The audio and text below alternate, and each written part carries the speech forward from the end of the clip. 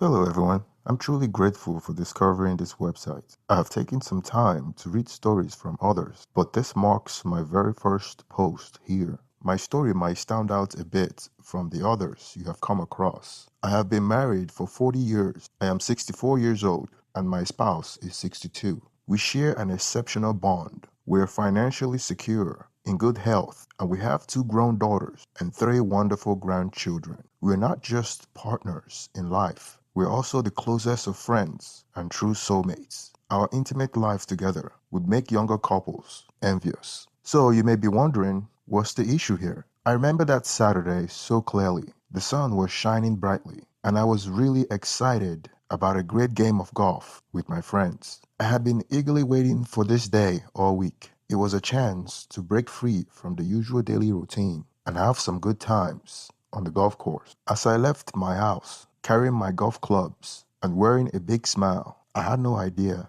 that something unexpected was about to happen. I have been looking forward to this day so much, but after almost reaching the golf course, I suddenly realized I had forgotten a crucial tool for golf, my trusty Divalt repair tool. I had promised my friends that I would bring it, and I had completely forgotten it in my rush to leave the house. I was annoyed with myself for the oversight, so I quickly made a U-turn and headed back home. I hoped that this wouldn't cause too much of a delay for our tea time. As I pulled into the driveway, I saw a car that I recognized parked in front of our house. It belonged to Victor, a friend of my oldest grandson. He's usually around to assist us with various tasks like cleaning the pool, helping with heavy lifting, and landscaping. Victor is only 19, and we first met him 3 years ago when my grandson came to visit us. Since then, my wife and I have occasionally asked for his help with the chores I mentioned. However, he wasn't supposed to be here today,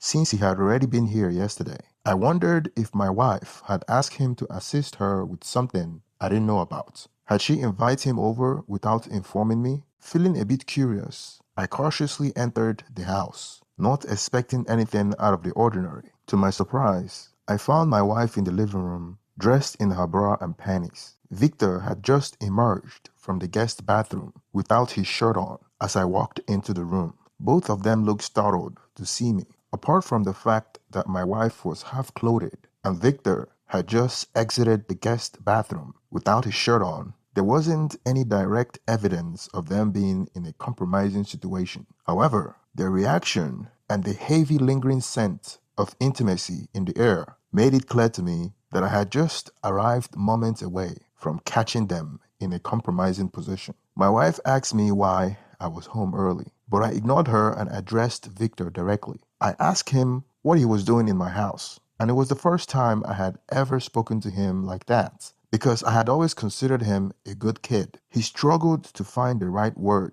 and my wife raised her voice to support him, explaining that she had called him over to clean the pool. Clean the pool? I retorted. But the pool was cleaned yesterday, I pointed out. She was trying to regain control of the situation, but her attempt was falling flat. She realized that what she had just said sounded foolish, and she tried to salvage it by claiming that the pool hadn't been cleaned properly the last time. Victor, on the other hand, appeared stunned, as if he had seen a ghost. I pointed at Victor and sternly told him that I knew what he had been up to, even though my suspicions were based on limited evidence. I warned him that if I ever caught him in my house again, I wouldn't hesitate to take drastic measures. In his rush to leave, he forgot to put his shirt back on and hurried out to his car. While he was making his getaway, my wife was telling me to stop with the accusation, insisting that I was being irrational and going through some sort of mental breakdown. It's worth noting that my wife and I had a strong marriage, as I mentioned earlier.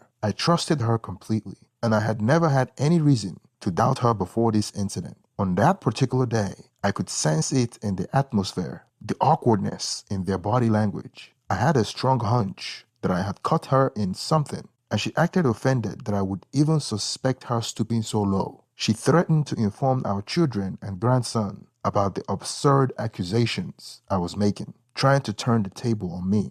I questioned her about why she was wearing only bra and panties, knowing that she usually dressed so when she's sunbathing. Moreover, this wasn't the type of bra and panties she sunbathed with, as it's a see-through. Her response was that she planned to sunbathe and swim, which struck me as highly unlikely since the weather was quite chilly. Throughout the years I had known my wife, this wasn't the kind of weather she would normally swim in. I could tell she was not being truthful. I trusted my gut feeling, and I stood firm in my beliefs. Even though she was trying to make me doubt myself with her gaslighting tactic, it made me wonder how long this affair had been going on. After all, he's only 19, and we have known him for 3 years. It made me question if she had been gaslighting me for much longer than I realized. Our argument escalated into a massive one, something we rarely experience. She adamantly denied any wrongdoing. Right at that moment, my friends called, wondering why I was late. I contemplated canceling,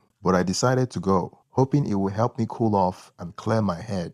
While we were playing golf, my mind kept going back to moments in our past that made me wonder if she had been cheating and gaslighting me all along. I started to realize that perhaps I had been blind throughout our marriage. If I hadn't caught them in that compromising position, I might have continued to believe her excuses. Then it struck me that I had harbored these suspicions for quite some time. However, due to the deep love we had shared and my naivete, I had never dived deeper into those doubts. One particular memory had always lurked in the background, no matter how much time had passed, and I decided to revisit it. I wouldn't label these memories as repressed, because they had always been there, but I started to re-examine them through the eyes of a much older and wiser man than the young and naive 20-year-old I was back then. Before we got married, we lived together during our college years for a period of 2 years. It marked my first real experience in an actual relationship,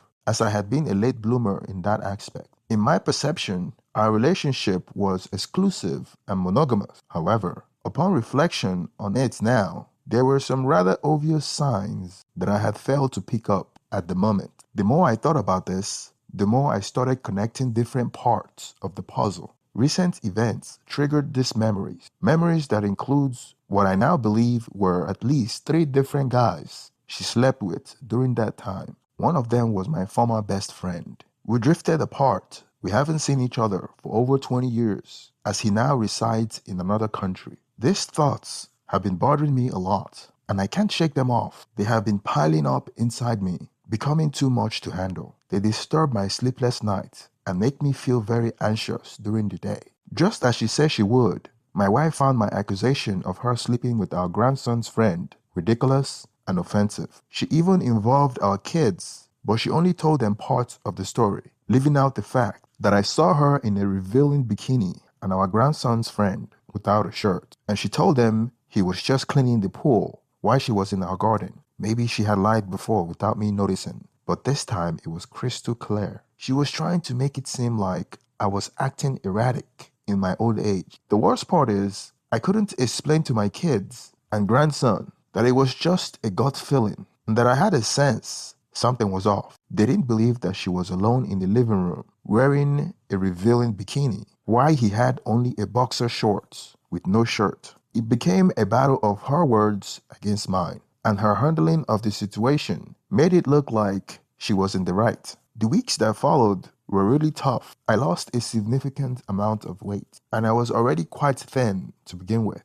I felt like I was driving myself crazy, and I was worried that I might harm myself physically. She managed to turn all my kids against me, and I was being seen as the villain. I am not naturally forceful, and I'm terrible at arguing. I'm the type of person who would rather walk away from a confrontation and deal with it quietly, while she was the opposite. It got to a point where I started doubting myself. I secretly began individual counseling a while ago because I felt like my whole marriage was a sham. The therapist has been trying to teach me mindfulness, but I guess I'm not very good at it yet. After weeks of avoiding any conversation about her affair, I reached a breaking point and finally spoke up about the affair she had in our 20s. To say she was shocked is an understatement. Initially, she denied everything and called me crazy, like she had been doing for the past few weeks. But when I started presenting my evidence, she became defensive and accused me of sleeping with Lisa, which simply didn't happen.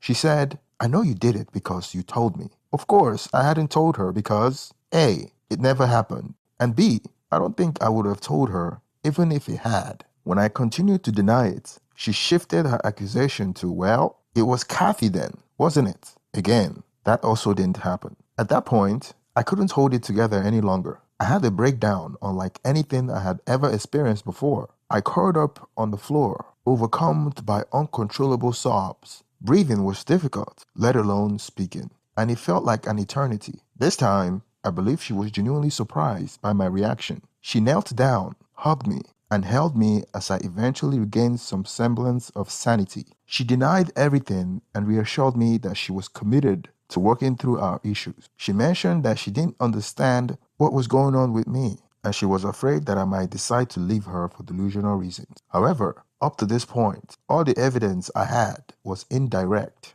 and she hadn't admitted to anything. We slowly began to talk about what had been happening. One thing that puzzled me was the difference in our memories, even about basic things like timelines and events. Maybe that's just something that happens after being together for over 40 years. Although I still feel like my memories are as clear as if they happened last week. At this point, she was mostly listening and hadn't said much. I had a feeling that she was shocked that I had all these memories and wasn't as naive as she might have thought. There was a part of me that suspected she wanted to figure out just how much I knew so she could decide how much she needed to confess to. She did mention that she would be willing to see my counselor if I thought it would help. The closest she came to admitting anything was when she mentioned she had done some terrible things. She also expressed fear that if she told me everything, it might change the way I feel about her. It reminded me of a line from Jack Nicholson in the movie A Few Good Men. You want the truth. You can't handle the truth. I couldn't help but wonder how the truth could be any worse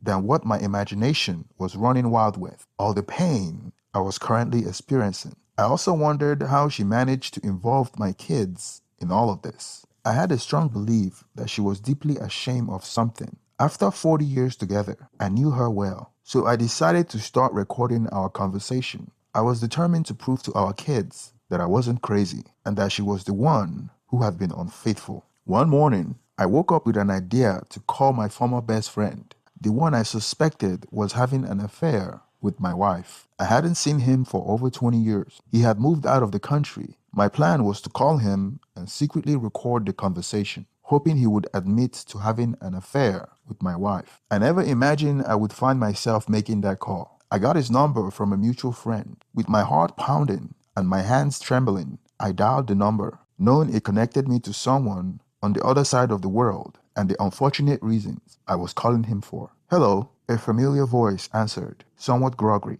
as it was in the middle of the night in his time zone. John, I said, struggling to keep my voice steady. It's been a long time, hasn't it? There was a moment of silence, and I could almost hear his thoughts racing through the memories of our past friendship. Who is this? He finally replied, his voice cautious. It's David, I said, taking a deep breath. David from back in the day. David? He exclaimed, disbelief in his voice. Is that really you? Yeah, I replied, it's me. We exchanged pleasantries, trying to catch up on 2 decades of our lives in a few minutes. It was painful, as the reason for my call weighed heavily on my mind. Finally, I mustered up the courage to ask, John, do you remember Anne? There was a pause, and I could feel his unease, even through the phone. Of course, he replied hesitantly. Anne is your wife? Yes, I said, my voice cracking with emotion. She was my wife. I paused, letting the gravity of my next words hang in the air. Anne just passed away last night. Silence enveloped us for what felt like an eternity. I knew he must have been shocked, his mind racing to process the news. I took a deep breath, trying to fake emotions. Before she died, she told me everything, John. What? What do you mean? He stammered. She confessed everything about your affair, I said, my voice trembling with anger and sadness. She told me about the betrayal, about the lies, about the years we lost because of it. I heard a sharp intake of breath on the other end of the line, followed by a heavy sigh. David, I interrupted him. Why, John? Why did you betray me like that? You were my best friend. He began to sob on the other end, his voice breaking. David, I can't even begin to explain how sorrow I am. It was a terrible mistake, and I have regretted it every day since. I could feel his remorse, but my heart was still heavy with anger and pain. I was recording the conversation as he confessed, as I wanted to hear him admit it, as he was the only way to get my wife to admit the truth and gain the respect back from my children. He sobbed uncontrollably. His guilt laid to bear for the first time in over 2 decades. David, please forgive me. I was weak, and I let you down in the worst way possible. I let the confession linger in the air for a moment before speaking again. Our friendship, our trust, it's all gone. Goodbye. After those final words, I ended the call, my heart heavy with a mix of emotions. I had the proof I needed, but the pain of the betrayal still weighed on me. When my wife returned, I played her the recording, and I watched as her face turned red with embarrassment. She knew she had been caught in a terrible lie. She begged me not to tell our kids, and we made a deal for her to confess to the other 2 affairs I had suspected her of. I recorded everything. After she confessed to the affair, she made me promise her that I wouldn't share the recording, but I suggested that we separate for a while to give both of us time to think about our marriage. We have been married for over 40 years, and I was 64 years old, while she was 62. We have had a strong relationship until I caught her with my grandson's friend, and have been having memory recalls of events that made me suspect that she hadn't been faithful and might have been cheating on me throughout our time together. She refused to admit to having an affair with our grandson's friend. She wanted to use the excuse that I was the reason for our separation so that she could maintain her innocence, and I agreed to this when we talked. She left our conversation feeling devastated about our impending separation. She said she would grant me an amicable divorce if I took the blame for ending the marriage, citing my suspicions and not her affair as the reason. Little did she know I had recorded all her admissions. The next day, my kids called me, urging me to reconcile with their mom. It wasn't until I played the recording for them and showed them all the evidence that they turned against her. My wife was furious that I hadn't kept our agreement and had decided to fight me through the process, aiming to take everything we had if I divorced her. Sadly, she doesn't understand that at my age, my material possession don't mean much to me, as long as I have enough to support myself until I'm 90, which is when most people in my family tend to pass away. What truly matters to me is the love of my children and the legacy I leave behind. Many people wanted me to stay with her just because we have been together for over 40 years. However, they forgot that as you grow older, you yearn to spend the rest of your life with someone who genuinely loves you. Every time I look at her, I see deceit, gaslighting, affair, and unfaithfulness. I believe I had had enough of living a life filled with lies. Thank you for making it to the end of this story. Please don't forget to like and subscribe to support the channel, and let's get some reaction in the comment section. Thank you.